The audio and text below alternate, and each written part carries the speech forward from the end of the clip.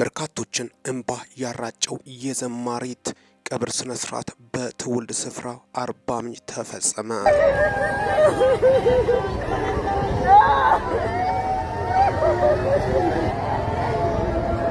በዓለም ሳላችሁ መከራና ፈተና ይበዛባችኋል። ብዙ የክርስቶስ ደቀ መዝሙሮች በጣም ተፈተኑ። በየዋሻውና በተለያዩ ቦታ ተደበቁ። በተለይ ዝናብና ፀሐይ ሲፈራረቅባቸው፣ በርካቶቹ ደግሞ በአንበሳ ተበሉ፣ በመጋዝ ተሰነጠቁ፣ በዘይት ተቀቀሉ። ብዙ ፈተና አዩ። መልካም ነገር ለሚያደርግ በቅድስና ለሚመላለስ ሰው ዓለም ፈተና ነች። ይህ ሊታወቅ ይገባል። ዓለም በጣም በፈተና የተሞላች ነች። ጌታን መሸከም፣ ጌታን መከተል ማለት ብዙ ሰዎች የድሎት ህይወት፣ የቅንጡ ህይወት የምኖር ይመስላችኋል? አይደለም። ጌታን መከተል ማለት መስቀሉን መሸከም ነው። መስቀልን ተሸከም ማለት በጣም ከባድ ቃል ነው። ለዚህም ነው እዚህ ላይ ህይወት በጣም ቢከብድም ላይ ደግሞ የተሻለ ስፍራና የተሻለ ክብር ነው። ብዙ ሰዎች በስጋ አይን ስለሚያዩ ሞት ሲባል በቃ በዛው መጥፋት ይመስላቸዋል።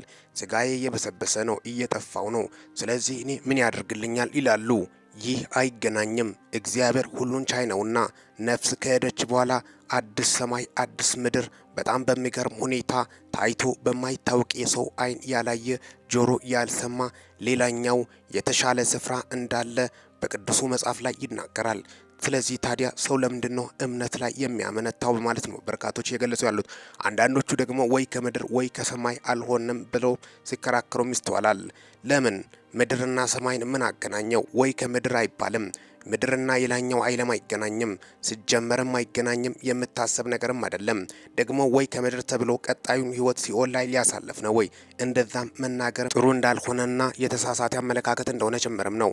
ለዚህም ነው ብዙ ጊዜ በቅድስና ጌታን የሚከተሉት ሰዎች ፈተና ይበዛባቸዋል። በርካታ ጳውሎሶች፣ በርካታ እስጢፋኖሶች በአሁኑ ጊዜያችን አሉ። የተለያዩ በተለይ በኤሲያ ሀገር ከኢትዮጵያ ሄዶ ሚስዮን ሆኖ አገልግሎት የሚያገለግሉት አንገታቸው ተቀልቶ እየሞቱ ያሉት በጣም በሚገርም ሁኔታ ወንጌልን እየሰበኩ ያሉት እንደዚህ ጀግኖች ያሉበትም ሀገር ነው። ስለዚህ ወንጌል የሚሰበክበት ሁኔታ ብዙዎች ዓለም ላይ ያሉ ፈተና ይበዛባቸዋል። ከዚህ ደግሞ የተሻለ ስፍራ እረፍት እንደሆነ ጭምርም ነው ወደ ጌታ መሄድ። ለዚህም ነው ኢየሱስ የወደደውን ቶሎ ቶሎ የሚጠራው። አንዳንዴ ደግሞ ዘግይቶ በጣም ቆይቶ እድሜያቸው አርጅቶ ሲሞቱም ይስተዋላል። እግዚአብሔር በእነሱ የሚያስፈጽም ፍቃዱን ሁሉን ነገር አላማውን በእነሱ እስኪያስፈጽም ድረስ የፈለገውን ግብን እስኪያስፈጽም ድረስ ብዙ ሰዎች መሬት ላይ ይቆያሉ። መሬት ላይ የምንኖርበት አላማ ለጌታ ፍቃድ ማስፈጸሚያ እግዚአብሔርን አስደስተን ለማለፍ እንጂ ለራሳችን ለመኖር እንዳልሆነ ጭምርም ነው። የሰው ልጅ የተፈጠረው እግዚአብሔርን ለማመስገንና ለማምለክ ብቻና ብቻ እንደሆነ ጭምርም ነው። ግን ብዙዎቹ በሰይጣናዊ ነገር ተታለው ወደ ዓለማዊ ስፍራ ሲሄዱም ተስተውሏል። ታዲያ ለዚህም ነው ህይወት አጭር ነች። መልካም ነገር ሰርተን ማለፍ አለብን። አንዳንዱ በገንዘብ ያያል። በገንዘብ እይታ ገንዘቡን ትቶ ለሰማያዊ ሀብት ማከማቸት አለበት። ሰማያዊ ነው። ምድራዊ ሀብት ወደ መንግስተ ሰማይ በተለይ ጌታችን ኢየሱስ ክርስቶስ ተናግሯል። ሀብታም በተለይ ወደ መንግስት ሰማይ ከሚገባ ግመል በመርፌ ቀዳዳ ብትሾልክ ይቀላል ማለቱ በጣም ከባድ ቃል እንደሆነ ጭምርም ነው። አንዳንዶች እንደፈለጉ አጣሞ ይተረጉማሉ እንጂ ቃሉ ቀጥታ ግልጽና ግልጽ እንደሆነ ጭምርም ነው። ስለዚህ ጥንቃቄ ሊደረግ የሚገባ ቃል ነው። ያ ቦታ በተለይ ብዙ ሰዎች ሀብት ብዙ መነሻ ኬት ነው?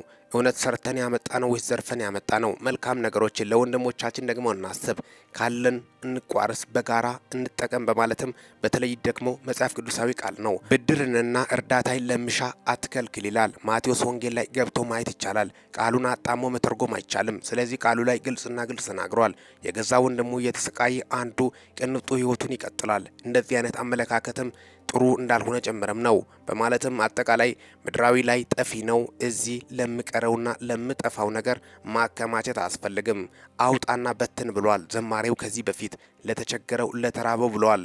ለዚህም ነው ገንዘብን አያስፈልግም ያልኩ አይደለም። ይስል ብዙ ሰዎች የሃይማኖት አባቶችም እያሉ ያሉት ገንዘብ አያስፈልግም ማለት ሳይሆን ገንዘብን መውደድ፣ ምድር ላይ ከመጠን በላይ ማከማቸት፣ ለሌላ ሰው ያለማሰብ፣ ሰውን በገንዘብ እይታ ልክ በገንዘብ ልክ ማሰብ፣ በሀብቱ በኪሱ መጠን ማሰብ ተገቢ እንዳልሆነ ጭምርም ነው።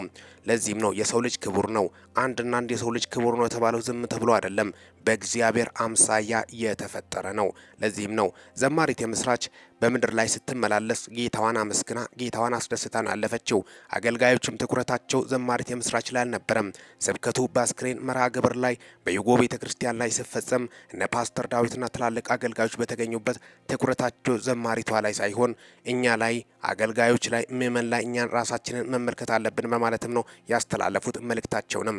ምክንያቱም እሷ ወደ ተሻለ ስፍራ ከአባቷ ጌታ ኢየሱስ ጋር ሙሽራዋን እያየች ሌላ ደስታ ውስጥ እንደገባች ጭምርም እሳቸው ያስተላለፉበት ስብከትም እንደሆነ ጭምርም ነው።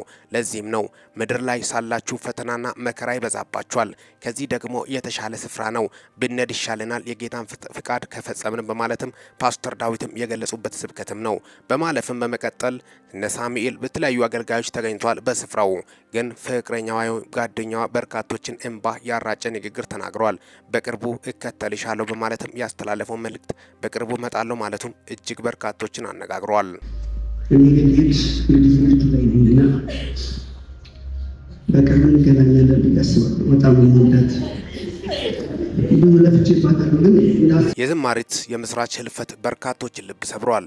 ታይላንድ ሀገር ሄዳ ታክማ በቃ ድናለች ተብሎ ነበር። በጣም በሚያሳዝን ሁኔታ እዛ ራሱ ከባድ ፈተና ገጥሟት ነበር። የመሬት መንቀጥቀጥ ማይናማርንና ታይላንድን የፈጀው የመሬት መንቀጥቀጥን በማስመልከት ጌታ እዚህ ጋር ባዕዳን የሚያመልኩት በባዕድ ምድር እግዚአብሔር አተረፈኝ ለኔ ስል ነው ደግሞ ይህን ሆስፒታል ያዳነው በማለትም እጅግ አስገራሚ ምስክርነት ሰጥታ ነበር። በሳቱ ጠላት በብዙ እየተገዳደረን ነው፣ እየተፈታተነን ነው። ይኸው በመጨረሻው ሰዓት ተመልሳም ደግሞ በጣም በሚገርም ሁኔታ ካንሰሯ ዜሮ ሆኗል ተብሎ ወደ ኢትዮጵያ ስትመጣ በደስታ ነበር ለእሷ አቀባበሪያ ያደረጉላት። ታዲያ እሷ ድናለች በቃ አብቅቷል ብሎ ነበር በርካቶች ያሰቡት። በእሷ ደግሞ ለመገልገል በርካታ ክርስቲያኖች ጉጉት ላይ ነበሩ። ታዲያ ምን ያደርጋል በጣም በሚያሳዝን ሁኔታ ጀርባዋና ሳምባ ላይ የቀረ ካንሰር አለ በማለትም በጣም በሚያሳዝን ሁኔታ ትንፋሽ መቆጣጠር እስኪያቅታት ድረስ በስተመጨረሻ አርፋለች። ዘማሪት የምስራች ወደማይቀረው ዓለም ሄዳለች። ወደ አባቷ ነው ደግሞ ሄደችው። በጣም በሚገርም ሁኔታ በአሁኑ ሰዓት ሀሴት እዛ እያደረገች ነው። አስክሬን ሽኝት መርሃ ግብሩ ከቦሌ ቤተ ክርስቲያን ዩጎ ወደ አርባ ምንጭ እንደተላከ የወጡት መረጃዎች ያሳያሉ። ዛሬ ደግሞ ቀብር ስነስርዓቷ ተፈጽሟል። በርካቶቹ እንባ እንደተናነቃቸው ጭምርም ነው በአርባ ምንጭ ምድር ላይ።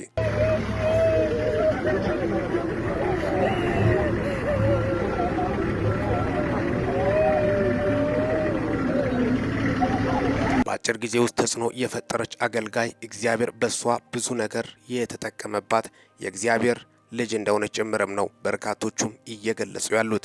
በጣም በደስታ በተለይ የእሷ አገልግሎት መድረክ ላይ ስትወጣ በርካቶች በጉጉት ነበር ሲጠባበቁ የነበሩት። ታዲያ የጌታ ፍቃድ አልሆነም፣ ይበቃታል ብለዋል። ምክንያቱም ምድር ላይ እሱ የምታገለግልበት ጊዜው አብቅቷል በማለትም ምክንያቱም የኔ ፍቃድ የኔ ዓላማ በእሷ ላይ የፈጸምኩት ያለምኩት ግቤ በእሷ ላይ ፈጽሜ ያለው በማለትም እጅግ እንግዲህ እንደወሰዳት ጭምርም ነው ፓስተር ዳዊትም ሀሳባቸውን የገለጹት በስብከት ላይ እጅግ አስገራሚ መልእክትም እንዳስተላለፉ ጭምርም በርካቶች ደግሞ እንደተጽናኑባቸውም ጭምርም የወጡት መረጃዎች ያሳያሉ። አጠቃላይ ያን በማስመልከትም ነው የምስራች ቀብር ስነ ስርዓት መፈጸሙን በማስመልከትም ነው ለእናንተ ይዤላችሁ መጣሁት። ለመላ ቤተሰቦቿና ለወዳጅ ዘመዶቿ ለመላው ለፕሮቴስታንት አልፎም ደግሞ ወዳጆች የሚወዷትም መጽናናትን እንመኛለን ከሚዲያችን።